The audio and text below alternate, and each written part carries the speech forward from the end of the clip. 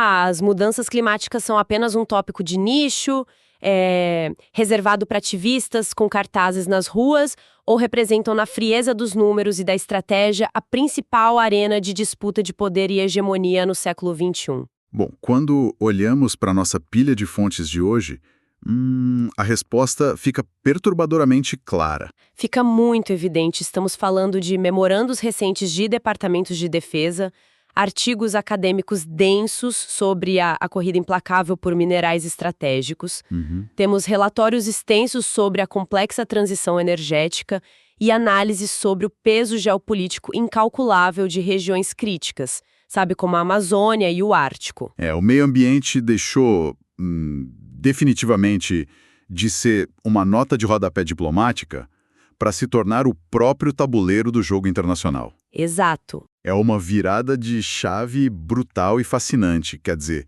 o que os dados e os documentos estratégicos que reunimos nos mostram é que a ecologia e a geografia voltaram com força total. Voltaram para ditar as regras. Isso, ditar os termos da sobrevivência e da projeção de poder dos estados modernos.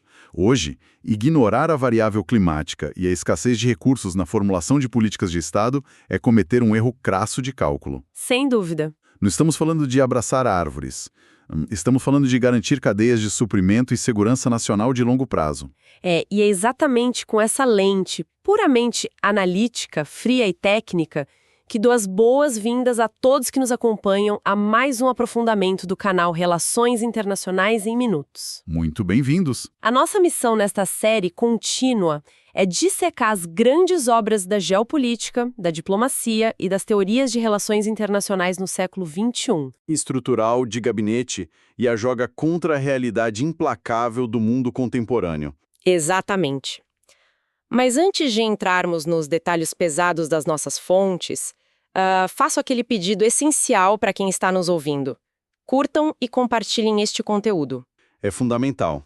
A ajuda da nossa audiência é o combustível que faz o canal crescer e nos permite continuar disseminando análises estruturais de alta qualidade, sem vieses ideológicos. Com certeza. O engajamento constante daqueles que buscam compreender as engrenagens reais do poder global é, de fato, o que sustenta e justifica a existência deste projeto de aprofundamento. Então, para já iniciarmos com o motor em alta rotação, deixo uma provocação direta para que a nossa audiência responda na seção de comentários. Supremacia global.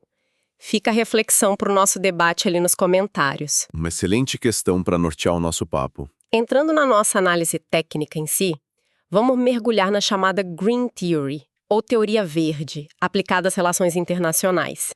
E olhando para os textos clássicos de autores como Robin Eckersley, Andrew Dobson e o John Barry, que separamos aqui, o objetivo é demonstrar como essa teoria arranca o meio ambiente da periferia dos fóruns mundiais E o coloca no centro gravitacional da geopolítica, né? Justamente. E essa é a primeira mudança de paradigma que precisamos estabelecer logo de cara.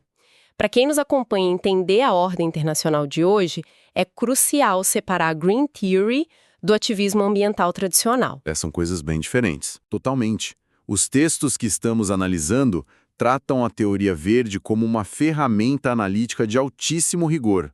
Historicamente, a diplomacia clássica tratava a natureza como uma mera externalidade. O que, no jargão político e diplomático, significa que era um problema de segundo plano. Exato. A famosa sujeira empurrada para debaixo do tapete enquanto os adultos na sala conversavam sobre coisas supostamente mais importantes. O que eles chamavam de baixa política. Isso. Resolvida com declarações conjuntas, fundos voluntários, essas coisas. Enquanto alta política lidava com a verdadeira métrica de poder. Ogivas nucleares, controle de estreitos marítimos, tanques de guerra. Essa divisão sempre me pareceu muito curiosa nas leituras de relações internacionais mais ortodoxas. Sim, porque ela cria um ponto cego imenso. Porque o que a Green Theory faz e que fica muito evidente no trabalho denso da Robin Eckersley sobre o conceito de Estado Verde, é implodir essa separação artificial. Ela demonstra nas páginas de sua pesquisa que a base material que sustenta esses mesmos exércitos, que move essa economia pulsante e que garante a integridade territorial, está sob transformação radical. Perfeito. A Eckersley argumenta que o Estado soberano não pode mais se dar ao luxo de ser destrutivo em relação ao seu próprio território, sob a pena de perder a sua viabilidade de existir. A resiliência ecológica passa a ser uma diretriz primária de defesa nacional e manutenção do poder. E esse é o pulo do gato analítico dessa teoria. Quando cruzamos o conceito de Eckersley com as visões pragmáticas de Andrew Dobson e John Barry, que também estão presentes nas nossas fontes, a sustentabilidade deixa de ser vista como um imperativo moral ou uma pauta de ONGs. Não tem nada a ver com bondade. Nada, nem com ética universal ou altruísmo internacional. A sustentabilidade se torna uma dimensão estrutural incontornável da ordem global. O argumento puramente técnico é o seguinte: o Estado baseia o seu poder de coerção e a sua riqueza na sua fundação geográfica e geológica. Rios capazes de gerar energia hidrelétrica constante, terras férteis, acesso a minerais. Exatamente. Terras férteis capazes de alimentar a população sem depender de importações voláteis.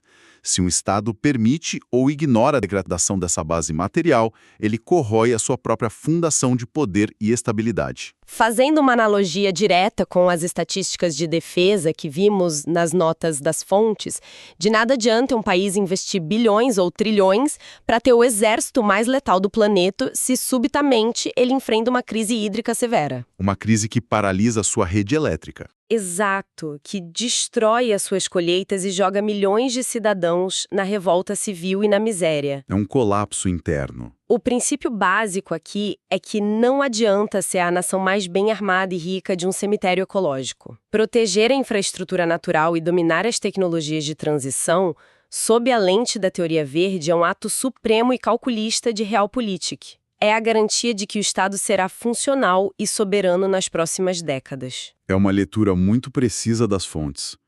Um Estado vulnerável a choques extremos de oferta de alimentos ou que depende de matrizes energéticas que estão sendo isoladas do mercado global, perde totalmente a sua capacidade de manobra diplomática. Fica engessado. Ele se torna refém das circunstâncias e, pior, refém de outras potências. E isso nos leva inevitavelmente a olhar para a prática nua e crua do tabuleiro geopolítico do nosso século. Vamos sair da teoria e ir para a prática. Isso.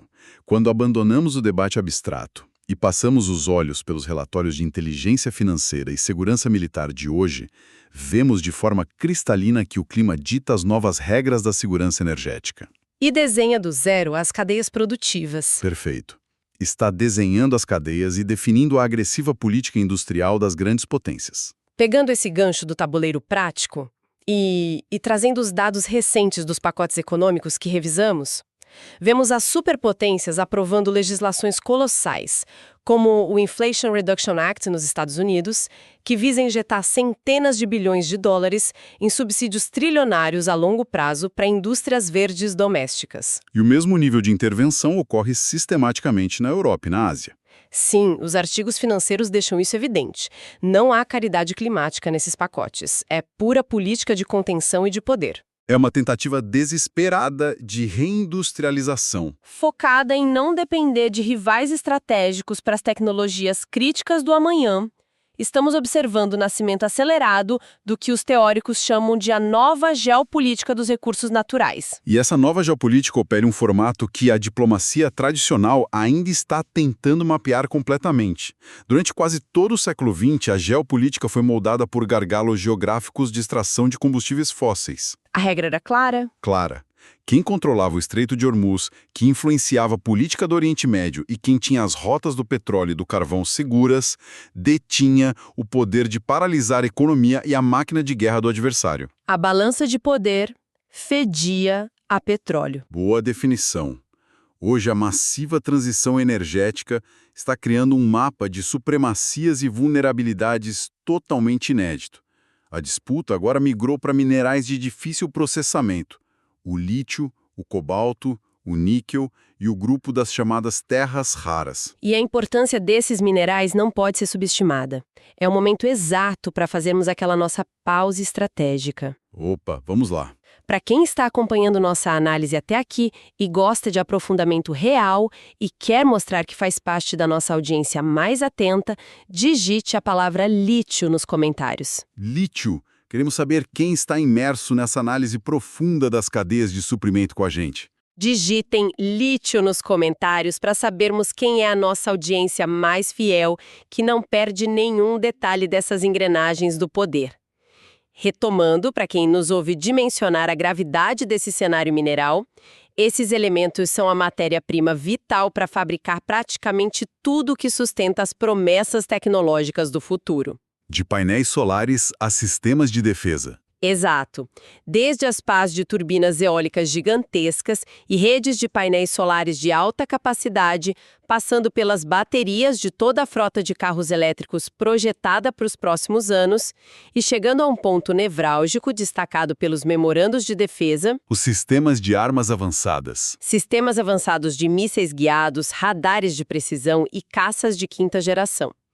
Trata-se do novo palco de uma guerra fria, tecnológica, silenciosa e letal.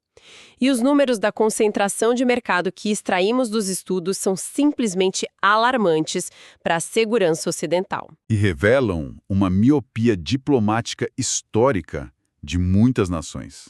Para ilustrar o abismo dessa dependência atual com dados concretos, pesquisas recentes indicam que a China controla hoje aproximadamente 60% de toda a mineração global de terras raras. 60% já é uma hegemonia gigante. Sim, mas o estrangulamento real não ocorre apenas na extração. O grande choque é que essa mesma potência domina cerca de 85% do processamento e refino final desses materiais. É um quase monopólio. Estamos falando de um monopólio produtivo e tecnológico que faz o cartel da OPEP, nos anos 70, parecer um grupo rudimentar e desorganizado. É assustador. Se uma nação desenvolvida, por exemplo, decide acelerar a sua transição para a energia limpa, com o intuito estratégico de depender menos do petróleo de governos politicamente instáveis, ela percebe rapidamente que apenas trocou a chave das suas próprias algemas. Saiu da dependência do petróleo e caiu na armadilha mineral. Ela sai do jugo do petróleo e cai fatalmente em uma dependência tecnológica e mineral profunda de um competidor geopolítico formidável. É de uma ironia brutal. E as fontes apontam a consequência óbvia. Quem domina não só a extração, mas a tecnologia de refino desses recursos essenciais, tem a artéria principal da economia do futuro nas mãos. Consequentemente, quem domina as tecnologias sustentáveis detém o que chamamos nas relações internacionais de poder estrutural de ditar as regras do sistema. O poder material puro. Exato. O meio ambiente e a capacidade de domar os seus limites usando alta tecnologia virou a métrica exata pela qual a força e a independência industrial de uma nação são medidas hoje. Sem dúvida. E os impactos dessa corrida transbordam agressivamente para os fóruns de negociação comercial. Vemos o clima sendo instrumentalizado de forma muito clara. Como moeda de troca. A principal moeda, o debate ambiental, atua hoje como a mais pesada moeda de troca para a formação de novas alianças de segurança e para o estrangulamento tarifário de nações competidoras. Tratados de livre comércio que levariam décadas para serem firmados estão sendo condicionados, barrados ou acelerados com base exclusivamente em regulações de emissão de carbono. Ou diretrizes de rastreabilidade florestal. Os artigos que lemos citam mecanismos pesados como o CBAM europeu, o Mecanismo de Ajuste de Fronteira de Carbono. Que é um caso clássico dessa instrumentalização. Na prática, o acesso a mercados consumidores gigantescos e altamente lucrativos está sendo fortemente bloqueado para produtos que não atendam a rigorosas normas ambientais.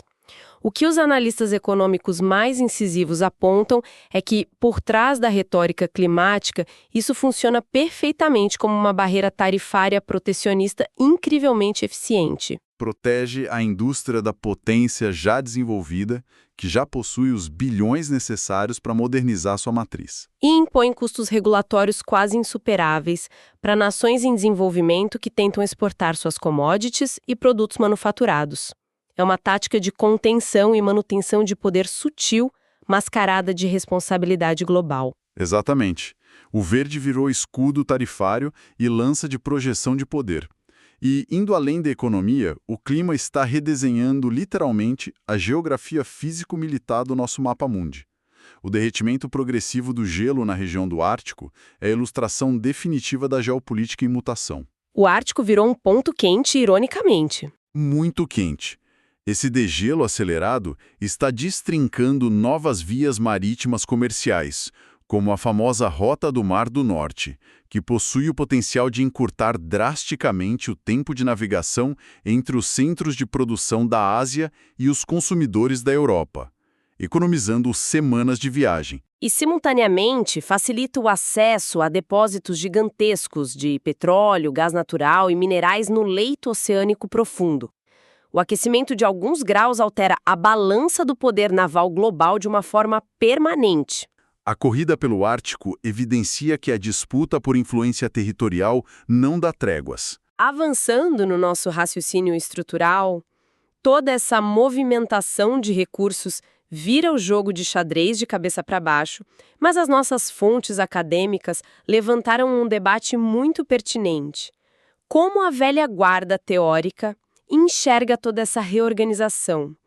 Porque, se folhearmos os manuais clássicos, a visão frente ao meio ambiente destoa frontalmente do que a teoria verde afirma. Totalmente diferente. Como as consolidadas escolas do realismo e do liberalismo encaram esse desafio climático e mineral nas relações internacionais de hoje? Essa é uma dissecação conceitual necessária, pois ilumina muito dos impasses nas Nações Unidas hoje.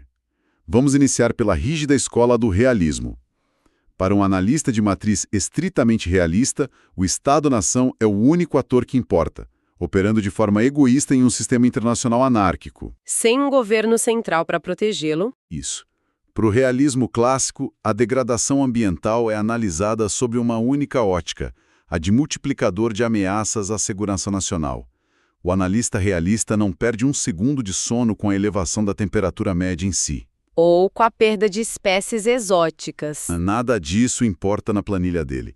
Contudo, ele se importa profundamente e calcula matematicamente as consequências se uma seca extrema causar uma falha estrutural de safras em um país vizinho e instável. Aí a equação muda. Muda totalmente, pois ele sabe que isso pode gerar o colapso do governo local, revoltas violentas e lançar milhões de refugiados contra as fronteiras soberanas do seu próprio estado. O foco realista, conforme notamos nos textos, é puramente a contenção de riscos indiretos e o aproveitamento cinético de novas falhas geográficas.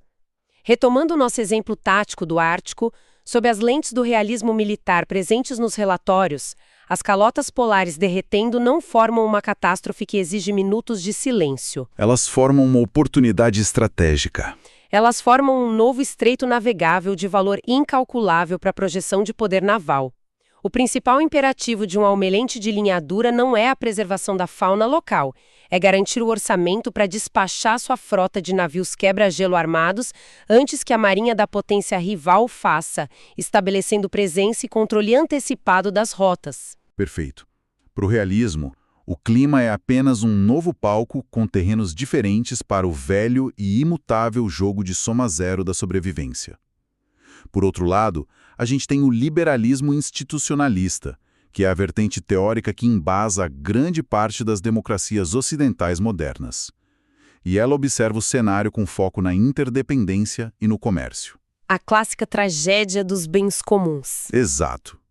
O liberalismo enxerga a crise climática não como um campo de batalha militar iminente, mas como o maior e mais complexo problema de ação coletiva da história, onde todos os governos necessitam de um patamar mínimo de cooperação para não inviabilizar o sistema econômico global do qual todos lucram. E é exatamente por essa lente que compreendemos a resposta típica do receituário liberal.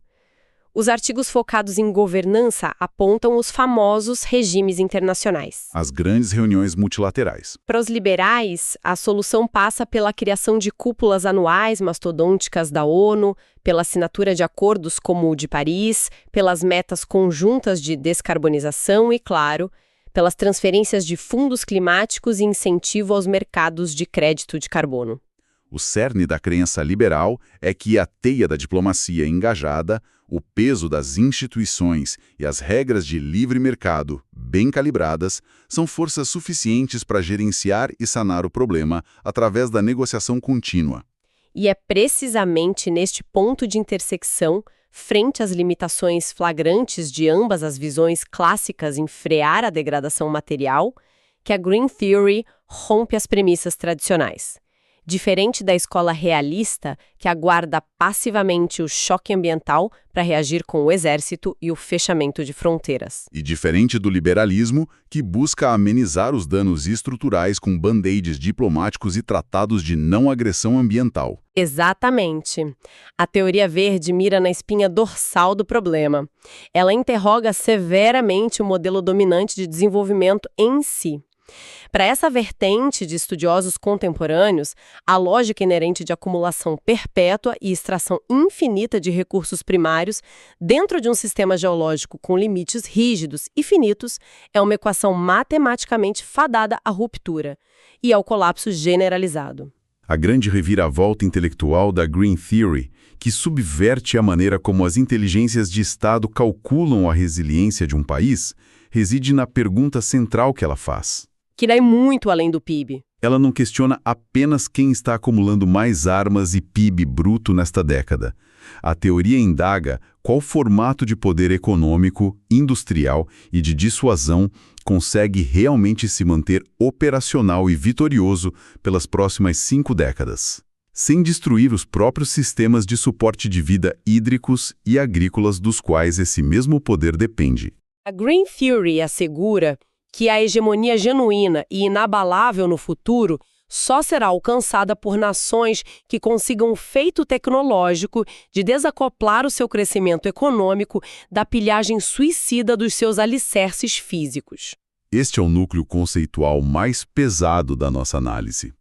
E ao colocarmos essa nova balança de poder sobre os holofotes, uma balança lastreada não em toneladas de carvão queimado, mas na viabilidade produtiva limpa e na autonomia tecnológica de longo prazo, precisamos encarar os efeitos colaterais. O que essa transição estrutural rumo ao verde significa para o bolso e para a soberania das nações.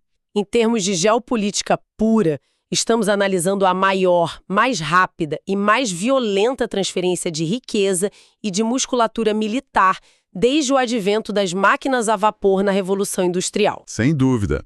E a regra de ouro das transições tecnológicas se aplica aqui.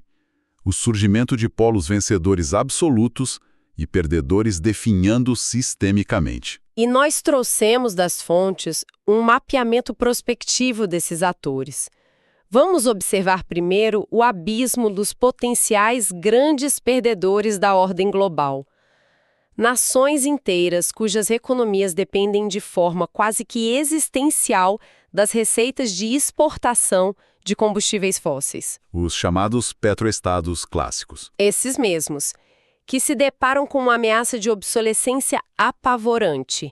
Essas máquinas estatais que utilizam o dinheiro do petróleo para manter vastas redes de subsídios sociais que apaziguam suas populações e para sustentar o financiamento das suas pesadas forças armadas, correm risco de morte súbita econômica. Se o vetor global de consumo migrar rapidamente para fontes elétricas limpas nos países ricos, a demanda esfarela, e o pilar mestre de poder desses estados exportadores começa a ruir. E os efeitos colaterais não demoram a bater a porta.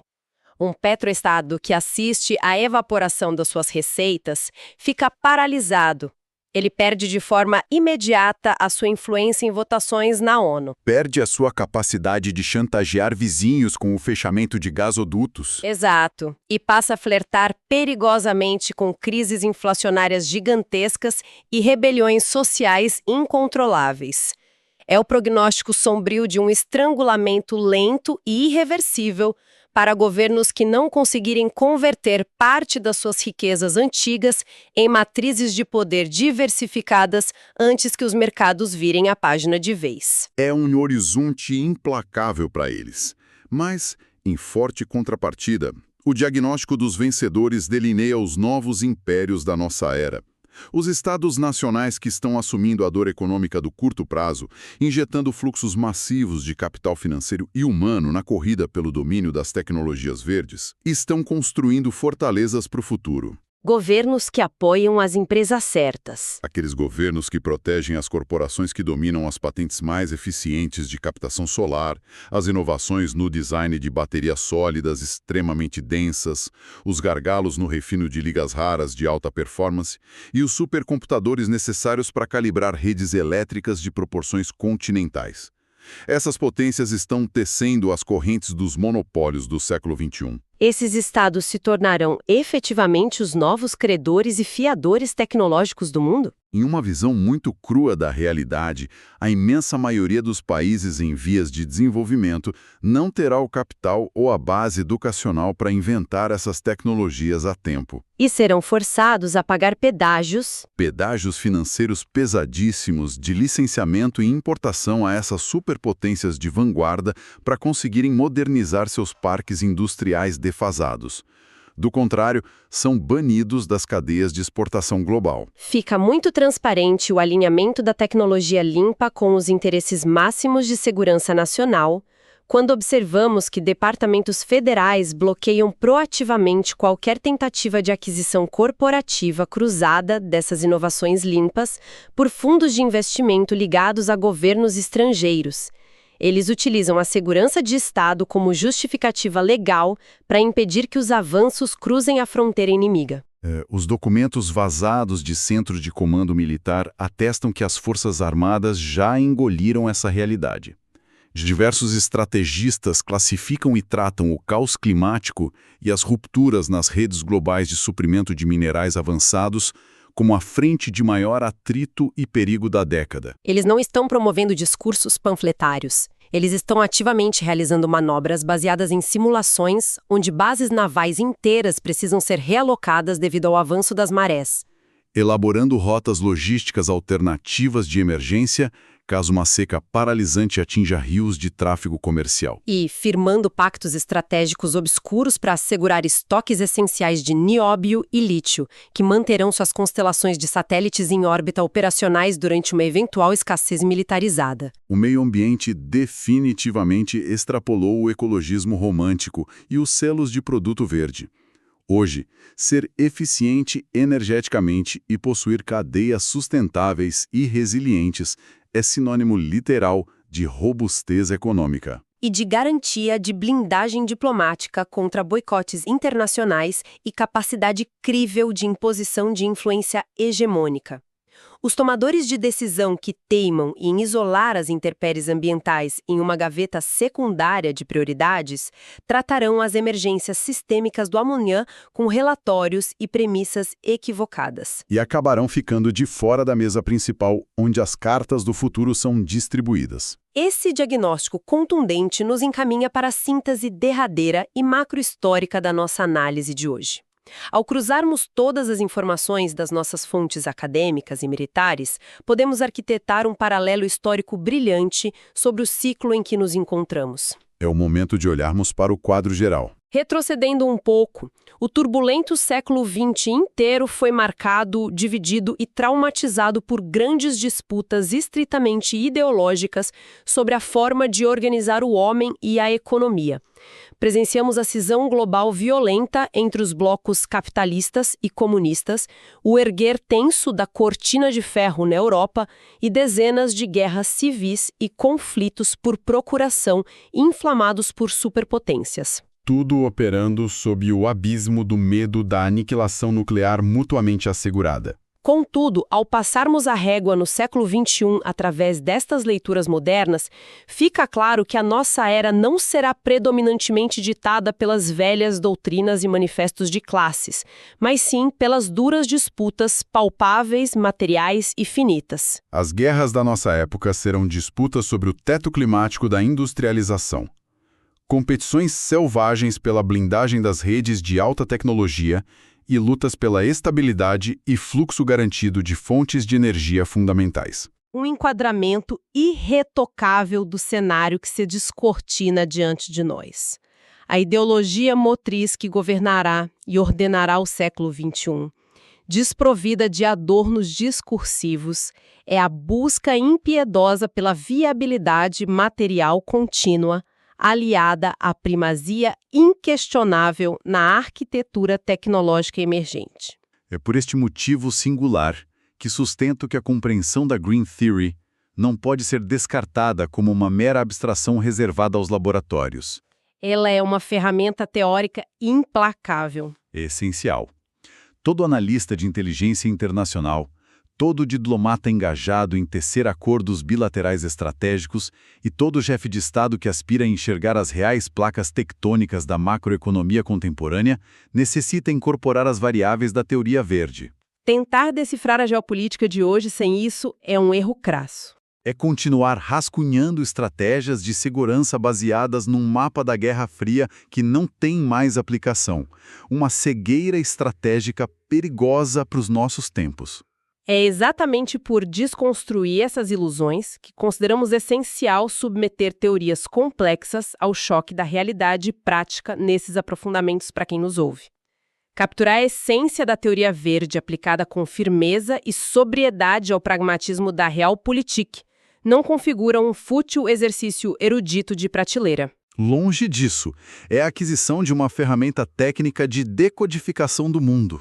Aquela que dota um empresário engajado em importações, um formulador ávido por políticas públicas eficazes, ou até o cidadão atento às flutuações de juros, da sagacidade necessária para prever e amortecer sobressaltos drásticos nas cadeias globais de manufatura. Auxilia a compreender por que certas restrições comerciais criam picos de inflação imediata.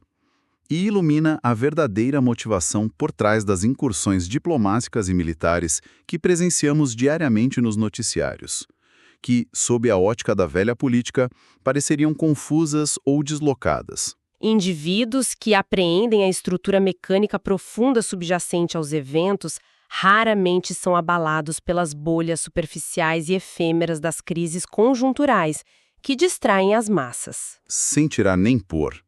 O conhecimento das correntes profundas é o antídoto contra o pânico generalizado na superfície.